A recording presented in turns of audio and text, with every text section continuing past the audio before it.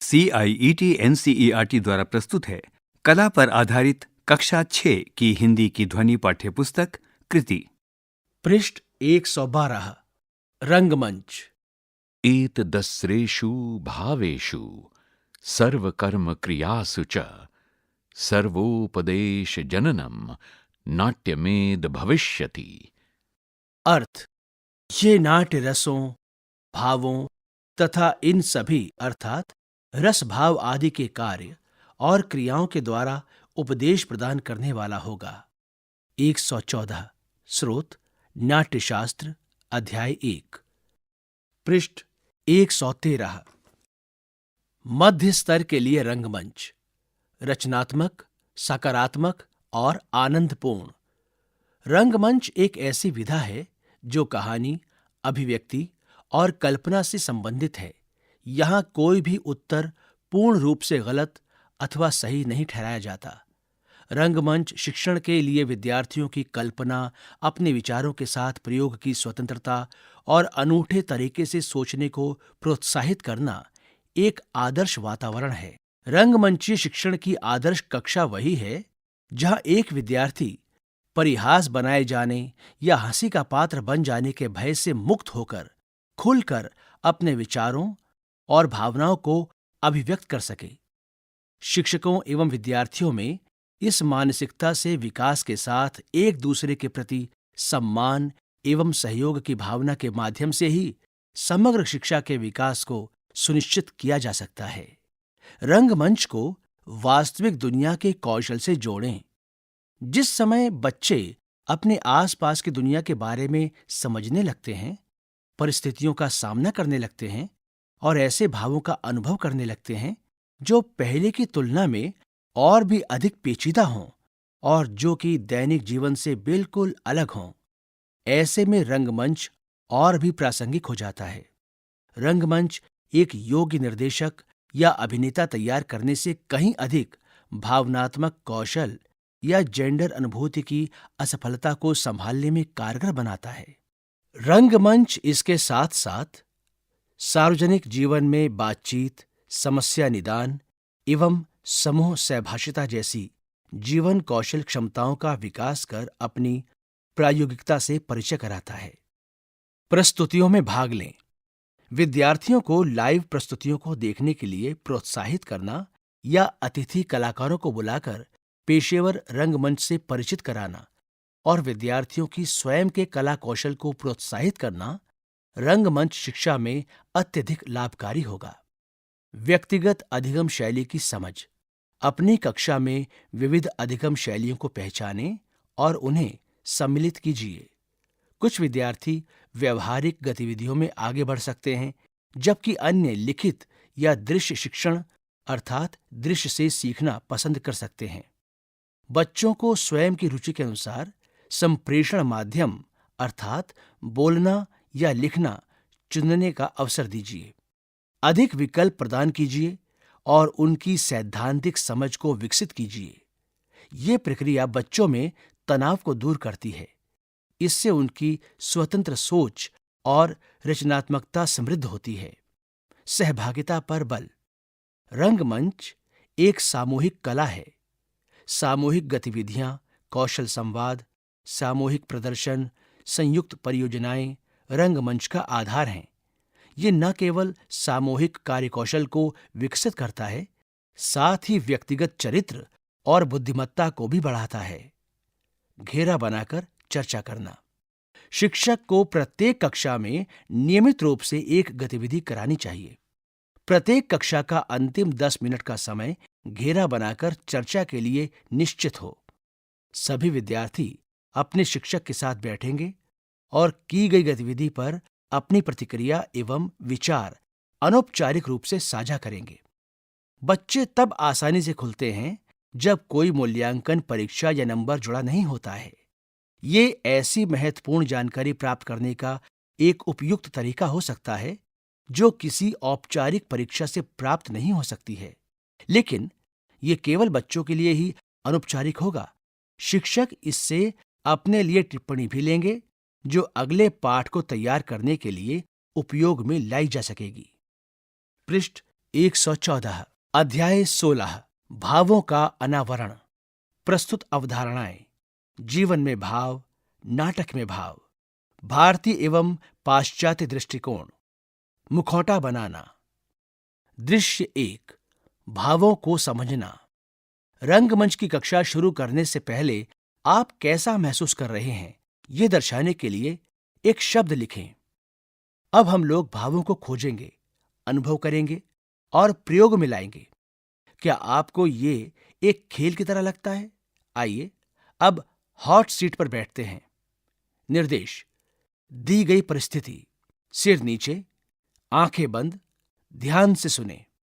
आपको एक कहानी सुनाई जाएगी जिसे ध्यान से सुनना है और उसके दृश्यों की कल्पना करते हुए उसमें डूब जाना है।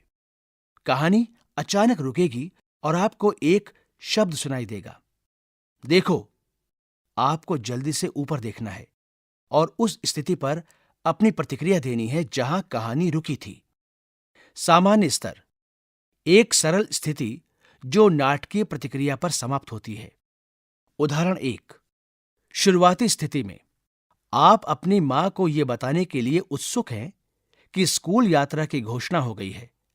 आप सड़क पर चल रहे हैं, बारिश होने लगती है, आप दौड़ना शुरू कर देते हैं। यहां पर एक लड़की का चित्र है जो बड़ी प्रसन्न है। चूंकि आप ठीक से नहीं देख पाते, आपके कदम लड़खड़ा जाते हैं और आप नाले में गिर जाते हैं। अब देखो, यहां पर एक लड़की का चित्र है जो घबरा रही है।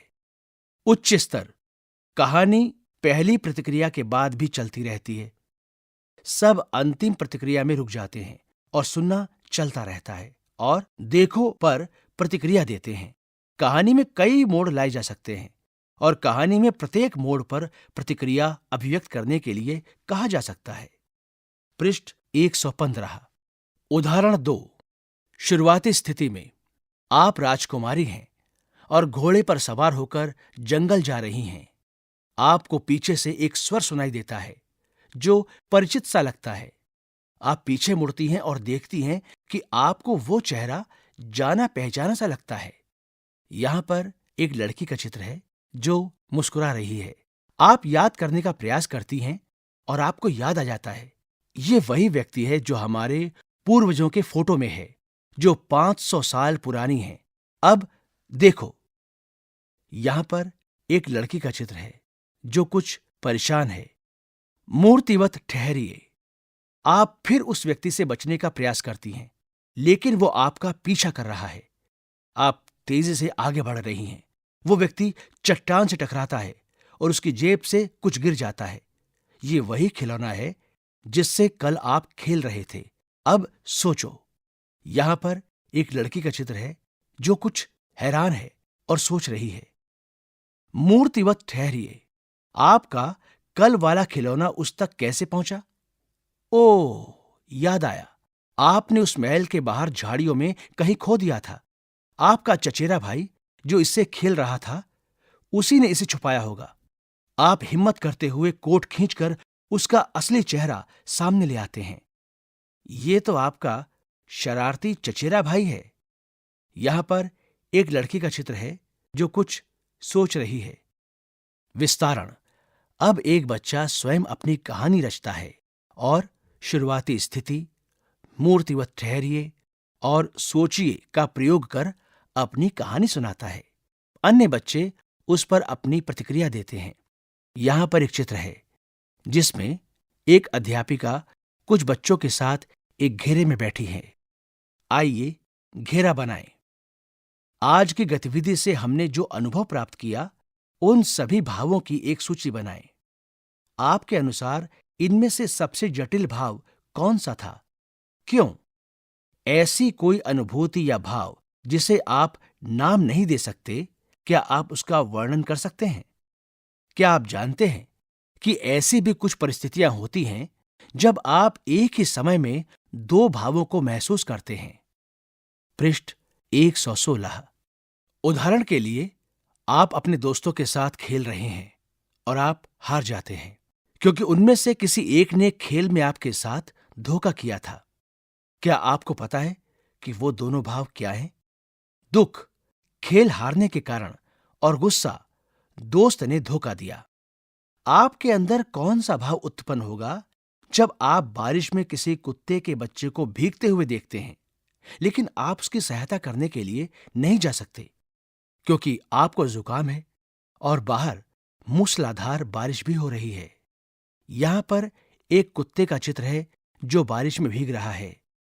और बहुत अच्छे, हम सभी ऐसे भावों से गुजरते हैं। कभी कभी इन भावों की संख्या 3 भी हो सकती है, लेकिन ये तब तक ही ठीक है जब तक आपको पता चले कि आप किन भावों से गुजर रहे हैं। अब आप न केवल अपने भावों को पहचान सकते हैं, बल्कि उन्हें आप नाम भी दे सकते हैं। विभिन्न परिस्थितियों में अपने भीतर देखना और पहचानना बहुत महत्वपूर्ण है कि आप किस तरह के मनोभावों से गुजर रहे हैं। हम सभी अपनी दैनिक दिनचर्या में अनेक भावों को अनुभव करते हैं। इन भावों के संदर्भ में विद्वानों ने वर्षों से चिंतन किया है। आइए हम खेल खेल में विभिन्न भावों के नाम सूचीबद्ध करते हैं। ठहरो, अब सोचो, इस विषय पर वर्षों से काम करने वाले विद्वानों ने कितने भावों को सूचीबद्ध किया होगा? क्या लगता है, कितना होगा? 50, 100 या इससे भी अधिक?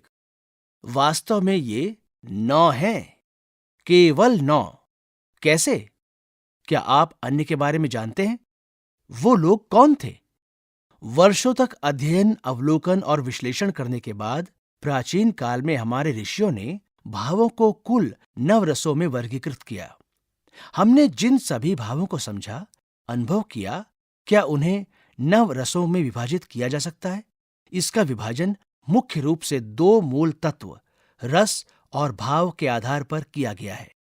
भाव, मन का स्थायी भाव, धारणा, विचार और प्रवृत्ति पर आधारित इसकी परिणति, ये आसानी से नहीं बदलता। स्थापित करने के लिए रस, संवेगात्मक सार, किसी परिस्थिति, अनुभूति और मनोभाव के परिणाम स्वरूप होने वाला अनुभव। पृष्ठ 117।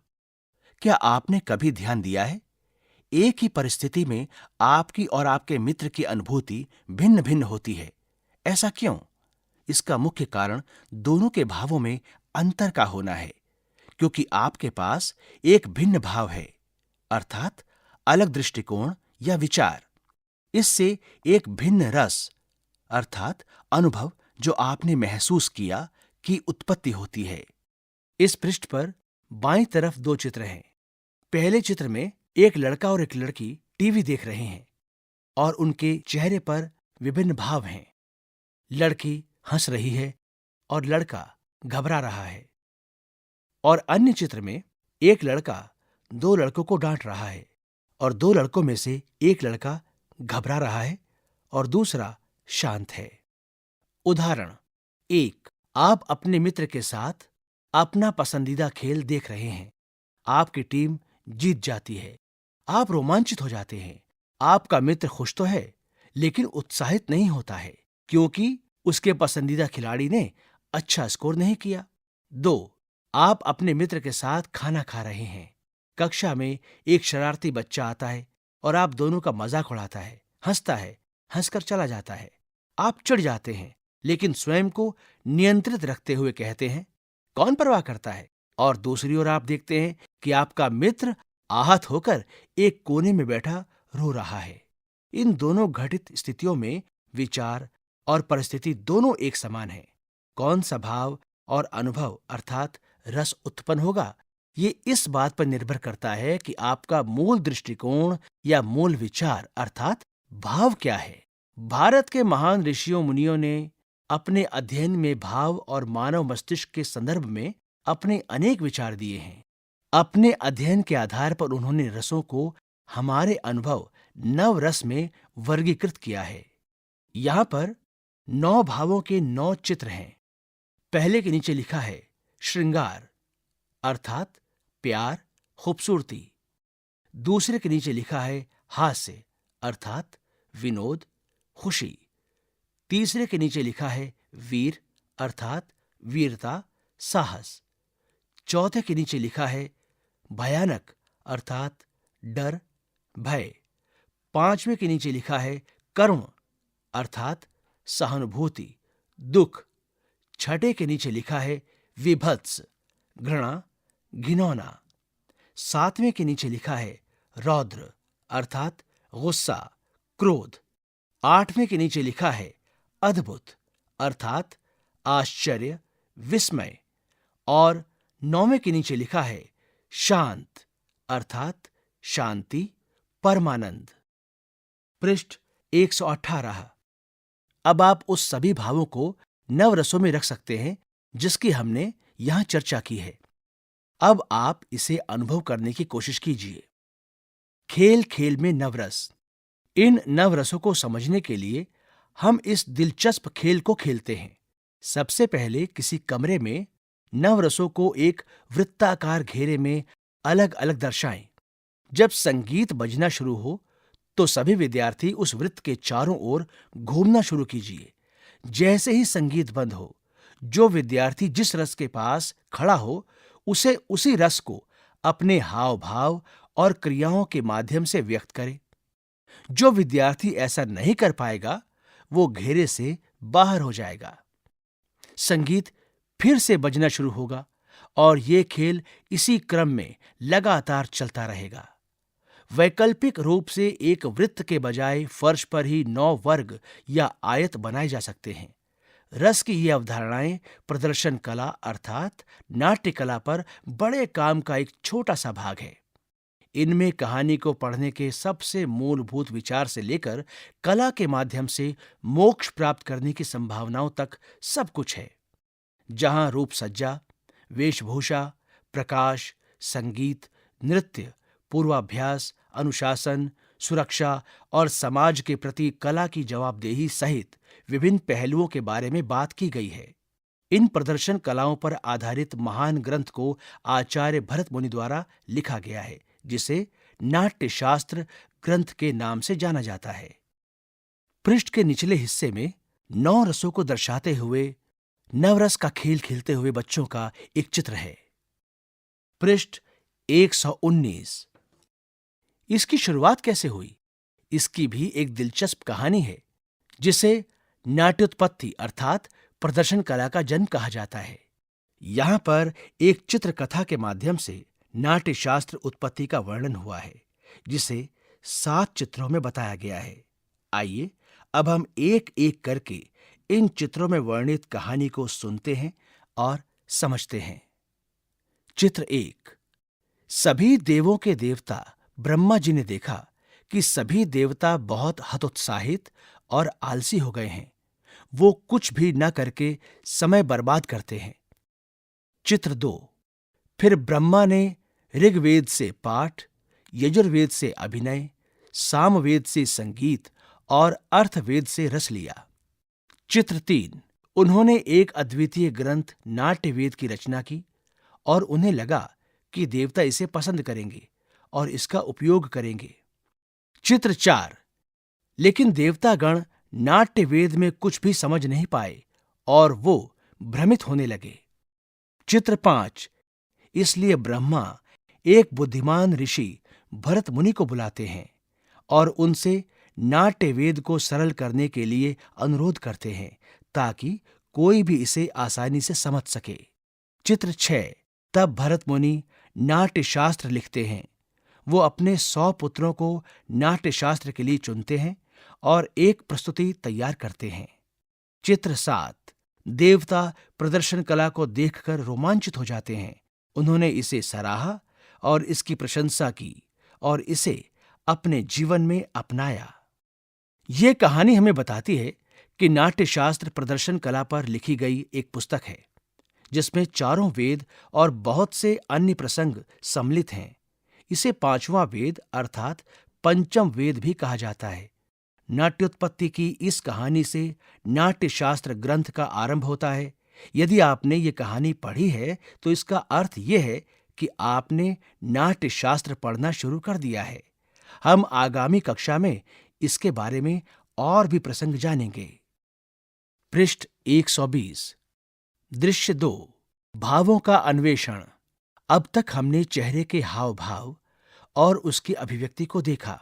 इस बात को आप समझ गए होंगे कि आपके चेहरे का प्रत्येक अंग ये दिखाने में सहायक होता है कि आप अंदर से कैसा अनुभव कर रहे हैं। लेकिन केवल चेहरा ही क्यों? दो अन्य भी महत्वपूर्ण पहलू हैं जो हमें अभिव्यक्ति में मदद करते हैं। वो हैं स्वर और शारीरिक भाषा या देह भाषा। आइए स्वर और शारीरिक भाषा के माध्यम से इन सभी नवरस का पता लगाने का प्रयास करते हैं। अब चलिए इसी तरह एक खेल खेलते हैं, हॉट सीट। लेकिन इस बार जब आप देखो शब्द सुने तो आपको प्रतिक्रिया देने के लिए अपने स्वर और शारीरिक भाषा का उपयोग करना होगा। क्या ये आनंददायी है? निर्देश: शुरुआती स्थिति है सिर नीचे, आंखें बंद, ध्यानमग्न। कहानी को ध्यान से सुने, कहानी में पूरी तरह रम जाएं। कहानी अचानक से रुक जाएगी और आपको देखो शब्द सुनाई देता है। आपको तुरंत ऊपर देखना है और उस स्थिति पर स्वर और क्रिया से प्रतिक्रिया देनी है। पृष्ठ 120 के बाईं तरफ एक शिलालेख का चित्र है जिस पर लिखा है नाट्यशास्त्र, 2500 वर्ष से अधिक पुराना। इसमें 6000 छंद, 36 अध्याय हैं और उसके नीचे ताम्रपत्र का चित्र है। किसी अन्य रस के लिए सरल चित्र बनाएं। रस का नाम, रिक्त स्थान। इस पृष्ठ के निचले भाग में एक तालिका है। आइए तालिका को समझें। उदाहरण: रौद्र अर्थात गुस्सा, क्रोध। तालिका के पहले भाग में सबसे ऊपर लिखा है चेहरे की अभिव्यक्ति और रौद्र अर्थात गुस्से और क्रोध को दर्शाते हुए एक चेहरे का चित्र है। दूसरा भाग शारीरिक भाषा का है और उसके नीचे गुस्से और क्रोध को दर्शाते हुए शारीरिक भाषा का चित्र है। तीसरा चित्र में चेहरे की अभिव्यक्ति और शारीरिक भाषा का संयुक्त रूप है और इसके नीचे इन दोनों भावों को दर्शाता हुआ एक चित्र है। इसके आगे की तालिका रिक्त है। यहां आपको इसी तरह का कोई अन्य भाव लेकर चेहरे की अभिव्यक्ति, शारीरिक भाषा और इन दोनों का संयुक्त रूप का चित्र बनाना है। पृष्ठ 121 आधारभूत, एक सरल परिस्थिति जो एक नाटकीय प्रतिक्रिया में समाप्त होती है। अग्रिम, कहानी पहली प्रतिक्रिया के बाद भी आगे बढ़ती रहती है। वो अंतिम प्रतिक्रिया में रुक जाते हैं और सुनना जारी रखते हैं और देखो पर प्रतिक्रिया देते हैं। कहानी में कई मोड़ लाए जा सकते हैं। कहानी में प्रत्येक मोड़ पर क्रिया प्रतिक्रिया हो सकती है। विस्तार: शुरुआती स्थिति, मूर्तिवत ठहरिए और सोचिए के साथ बच्चे स्वयं अपनी कहानियां सुनाएं जबकि अन्य बच्चे प्रतिक्रिया दें। यह देखना अद्भुत है कि कैसे आप न केवल अनेक स्थितियों में भावों को पहचानने में सक्षम हैं, अपितु अपने चेहरे, शरीर और स्वर का उपयोग करने में भी सक्षम हैं। ठीक वैसे ही जैसे हम सोच रहे थे कि सदियों पहले लोगों ने भावों को कैसे देखा होगा और उसका विश्लेषण किया होगा, तभी तो भारत में नवरस की खोज हुई होगी। अब हम देखेंगे कि अन्य देशों में होने वाले प्रदर्शनों में भावों को किस प्रकार देखा जाता था। यहां पर एक अध्यापिका बच्चों के साथ घेरा बनाकर बैठी है। बच्चों के चेहरे पर विभिन्न प्रकार के भाव हैं। आइए घेरा बनाएं। उन भावों की सूची बनाएं जिन्हें हमने आज अनुभव किया। जब आपने स्वर और क्रिया को जोड़ा तो क्या यह करना आसान था या केवल चेहरे के भाव प्रकट करना आसान था? क्या ऐसा कोई अनुभव है जिसे आप नाम नहीं दे सकते? क्या आप इसे ध्वनि, क्रिया या अभिव्यक्ति के साथ निभा सकते हैं? एक ही दिन में आप जो भाव बार बार अनुभव करते हैं उसका अवलोकन कीजिए। पृष्ठ 122। इस पृष्ठ के बाईं तरफ दो चित्र हैं। पहला चित्र ग्लोब का है। इस चित्र में ग्रीक की राजधानी एथेंस को चिन्हित किया हुआ है और उसके नीचे लिखा है मानचित्र पैमाने पर नहीं, कलाकार प्रतिनिधित्व।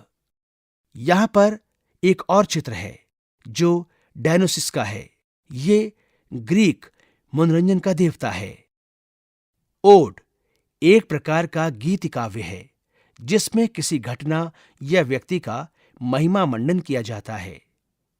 भारत के बाहर प्रदर्शन कलाओं का सर्वाधिक प्राचीन ज्ञात स्रोत ग्रीक रंगमंच है, जिसका काल 5वीं शताब्दी ईस्वी पूर्व माना जाता है। उर्वरकता और उल्लास के ग्रीक देवता डायनोसियस का पोषक अंगूर माना जाता था। उस समय ग्रीक के लोग अपने देवता को खुश करने के लिए डायनोसियन त्योहार मनाते थे। इस दौरान वो डायनोसिस की प्रशंसा में भजन गाते थे, जिसे डिथीरैम्ब कहा जाता था। गीत गाना और बकरे की बलि देना अनुष्ठान की एक परंपरा थी। बकरे की बलि अनुष्ठान के दौरान गाया जाने वाले गीत, जिससे ट्रेगोडिया अर्थात टैग ऑडिया शब्द का जन्म हुआ, जिसका अर्थ है बकरों का गीत, जिससे ट्रेजेडी शब्द का जन्म हुआ। इस शैली का पहला नाटक इन्हीं घटनाओं और कहानियों पर आधारित था। वो सब त्रासदी के नाटक थे। वो सब गंभीर और दुखद अंत वाले नाटक होते थे, जिसमें नाटक के मुख्य पात्र को या तो दंडित किया जाता था या मृत्युदंड दिया जाता था। ऐसी और भी कहानियां कई वर्षों तक प्रस्तुत की जाती रहीं। 4वीं शताब्दी ईस्वी पूर्व से कहानियों में बदलाव आना शुरू हुआ, जहां कहानी के अंत सुखद और कहानी में आनंद होता था। यहीं से कॉमेडी की शुरुआत मानी जाती है। ट्रेजेडी के समान ही कॉमेडी शब्द की उत्पत्ति ग्रीक शब्द कोमोस अर्थात आनंद और ऑडिया गीत से है। हास्य नाटक में अंत सुखद होता है। इन नाटकों में मनुष्यों, जानवरों और देवताओं के तत्व सम्मिलित होते हैं। इसमें नृत्य श्रृंखला, सीधा दर्शकों या नाटककार के साथ संवाद भी सम्मिलित हैं। ग्रीक रंगमंच प्रदर्शन की एक तस्वीर को देखें। आपने क्या देखा? तीनों कलाकारों ने मास्क पहन रखा है। मुखौटा ग्रीक रंगमंच का एक महत्वपूर्ण हिस्सा था। वो त्रासदी नाटक को प्राथमिकता क्यों देते थे, ये भी इसी कारण से जुड़ा हुआ है। यहां पर यूनानी नाटक का अभिनय करते हुए 3 कलाकारों का चित्र है, जिनके चेहरे पर मास्क हैं। पृष्ठ 123। त्रासदी वास्तव में गंभीर और दुखद है। क्या यूनानियों को हमेशा दुखी रहना और रोना पसंद था? नहीं, इससे उन्हें अपनी दबी हुई भावनाओं और दर्द को दूर करने में सहायता मिली होगी। इसे कैथारसिस अर्थात विरेचन कहा जाता है। आप उच्च कक्षा में इसके बारे में और जानेंगे। मुखौटा चरित्र को चित्रित करने में सहायता करता है, ना कि अभिनय करने वाले व्यक्ति को। ये मुखौटे तो आपने कई बार देखे होंगे, लेकिन आपको क्या लगता है वो क्या दर्शाते हैं? हमने जो अध्ययन किया है, आप उससे इसका अनुमान लगा सकते हैं। यहां पर एक चित्र है जिसमें अलग अलग भाव के 2 मुखौटे हैं, त्रासदी और हास्य। अगली बार जब आप ये मुखौटा देखेंगे तो आपको इसके पीछे की कहानी पता चल जाएगी। इस पृष्ठ पर ऊपर की तरफ एक अध्यापिका एक घेरे में बच्चों के साथ बैठी है। आइए घेरा बनाएं। 1. किसी स्थिति को समझने के लिए आपने अपने भाव और रस के विचार का कैसे अवलोकन किया, इसका एक उदाहरण दीजिए। 2. नवरस प्राचीन भारत से और त्रासदी हास्य प्राचीन ग्रीक से को जोड़ने का प्रयास कीजिए। किस रस को त्रासदी और हास्य में समावेश किया जा सकता है? क्या और भी भाव हैं जिन्हें इनके अंतर्गत वर्गीकृत नहीं किया जा सकता? 3. उन सभी भावों की एक सूची बनाएं जिससे आप एक दिन में गुजरे थे। प्रत्येक को रस के समान नाम दीजिए। 4. जब आप कोई कहानी पढ़ते हैं तो उन सभी भावनात्मक क्षणों को नाम के साथ चिन्हित कीजिए जिस पर चर्चा की गई है। पृष्ठ 124। गतिविधि मुखौटे और भाव। आइए हम मुखौटों के माध्यम से भावों को समझें। मुखौटे चेहरे को ढक लेते हैं और चेहरा भावों को दिखाने का एक माध्यम होता है। फिर मुखौटे भावों को कैसे दिखा सकते हैं? मुखौटों में भाव और चरित्र दोनों निहित होते हैं, जिन्हें आप पहन सकते हैं और अभिनय कर सकते हैं। वैसे तो मुखौटे कई प्रकार के होते हैं, लेकिन हम उनमें से 2 के बारे में चर्चा करेंगे। कैंची और गोंद का प्रयोग करते समय सावधानी रखिए उनका प्रयोग अपने अध्यापक के पर्यवेक्षण में ही कीजिए। पृष्ठ के बाईं तरफ आधा मुखौटे के 2 चित्र हैं और उनके नीचे लिखा है आधा मुखौटा। इनके नीचे ही एक अन्य मुखौटे का चित्र है जिसके नीचे लिखा है पूरा मुखौटा। गत्ते का मुखौटा, आधा मुखौटा, गत्ता, कैंची, गोंद और रंग। सबसे पहले चेहरे का एक खाका बनाएं। साथ में इस बात का भी ध्यान रखिए कि रेखांकित किए जा रहे चेहरे के दोनों ओर एक संतुलन बना रहे। इसका एक सरल तरीका यह है कि कागज को ठीक बीच से मोड़ दिया जाए। आंख और नाक को चिन्हित कीजिए। इस तरह से चेहरे के दोनों ओर के आकार संतुलित हो जाएंगे। आंख, नाक और कान या अपनी इच्छानुसार किसी अन्य विशेषता को जोड़ने के लिए भिन्न भिन्न आकृति और डिजाइन का प्रयोग कीजिए। रंगीन कागज और गोंद की सहायता से अनेकों रचनात्मक विशेषताओं को जोड़ा जा सकता है। गत्ते को चेहरे के अनुसार आकार देने के लिए पहले इसे मोड़ लीजिए एवं एक कोण से काटिए और फिर चिपकाइए। मुखौटे में रिबन या इलास्टिक बांधने के लिए कान के पास छेद कीजिए। पृष्ठ की दाईं तरफ मुखौटा बनाने के क्रमवार 4 चित्र हैं। पहले चित्र में कागज को आधा मोड़ा जा रहा है और उसके नीचे लिखा है चित्र और कागज को आधा मोड़ लीजिए। दूसरे चित्र में कैंची के साथ मुखौटा है और उसके नीचे लिखा है कैंची से रेखाओं को किनारे से काटिए। तीसरे चित्र में मुखौटे या गत्ते को हल्का मोड़ा गया है और उसके सामने लिखा है गत्ते को हल्का सा मोड़ने के लिए टेबल के किनारे का प्रयोग कीजिए। और चौथे और अंतिम चित्र में एक मुखौटा है जो तैयार है और उसके सामने लिखा है अपने मुखौटे को रंगों, सीप, शंख, पंख या अपनी पसंद की किसी भी वस्तु से सजाएं। पृष्ठ 125।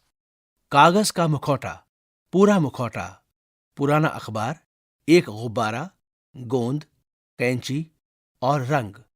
कागज को टुकड़ों, अखबार या सामान्य कागज को फाड़ लीजिए, उसे पानी में गीला कीजिए और गुब्बारे की सतह पर धीरे धीरे लगाएं। गुब्बारे के आधे हिस्से को दिए गए चित्र की तरह ढकिए। कागज के किनारों को एक दूसरे के ऊपर चढ़ाकर लगाएं। चेहरे की आकृति के उभर आने तक गीले कागज की परत को बार बार लगाएं। इसे पूरी तरह सूखने दीजिए। कागज की गीली परत लगाने, उसके सूखने, दोबारा परत लगाने और इच्छित आकार प्राप्त करने की इस प्रक्रिया में लगभग 3 दिन लग सकते हैं। गुब्बारे को फोड़ लीजिए और निश्चित आकार के लिए कागज को काट लीजिए। पात्रों के अनुसार मुखौटों में रंग भरिए। विभिन्न भावों और चेहरे की मुद्राओं के लिए भिन्न भिन्न रंगों का प्रयोग कीजिए। सामान्य रूप से एक मुखौटा विभिन्न उद्देश्यों की पूर्ति करता है। प्रदर्शन कलाओं में मुखौटों का कई तरह से प्रयोग किया जाता है तथा इसे भिन्न भिन्न सांस्कृतिक उत्सवों और नाट्य परंपराओं में देखा जा सकता है। चाहे किसी पात्र, सांस्कृतिक प्रतीक या किसी गहरे अर्थ को व्यक्त करना हो, मुखौटे प्रदर्शन कला की दुनिया में एक शक्तिशाली और बहुमुखी उपकरण होते हैं।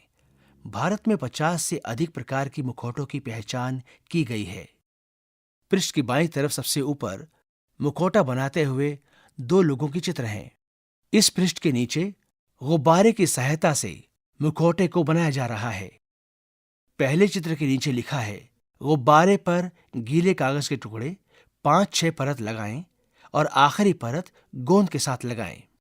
दूसरे चित्र के नीचे लिखा है अच्छे से सूख जाने के बाद गुब्बारे को फोड़कर बाहर निकाल लीजिए। तीसरे चित्र के नीचे लिखा है आकार को स्पष्ट करने के लिए बाह्य रेखा को काटिए। इसमें आप बड़ों की सहायता ले सकते हैं। और चौथे चित्र के नीचे लिखा है अब मुखौटे को रंगों व अन्य सामग्रियों से सजाएं। पृष्ठ 126। सामूहिक गतिविधि। 3-4 विद्यार्थियों का एक समूह बनाएं। नवरस से किसी एक रस का चयन कीजिए। अपनी स्थानीय संस्कृति से किसी डिजाइन की पहचान कीजिए। उस स्थानीय संस्कृति के आधार पर संबंधित रस भाव में एक मुखौटे का निर्माण कीजिए। टिप्पणी। निर्माण के लिए चुन सकते हैं गत्ते वाला पूरा मुखौटा, गुब्बारे के साथ कागज वाला मुखौटा। उदाहरण सांस्कृतिक, इसमें महाराष्ट्र की जनजातीय डिजाइन और वर्ली कला है। भाव, भौहों और आंखें क्रोध का भाव प्रदर्शित कर रही हैं, अर्थात रौद्र। और इसी भावों को दर्शाता हुआ इसके नीचे एक चित्र दिया गया है। यहां कुछ उदाहरण दिए गए हैं। यहां पर अलग अलग भावों के 2 चित्र हैं और उनके ऊपर लिखा है भावों का प्रदर्शन। पहले चित्र में हास्य और हर्ष का भाव है और उसके नीचे लिखा है हास्य हर्ष।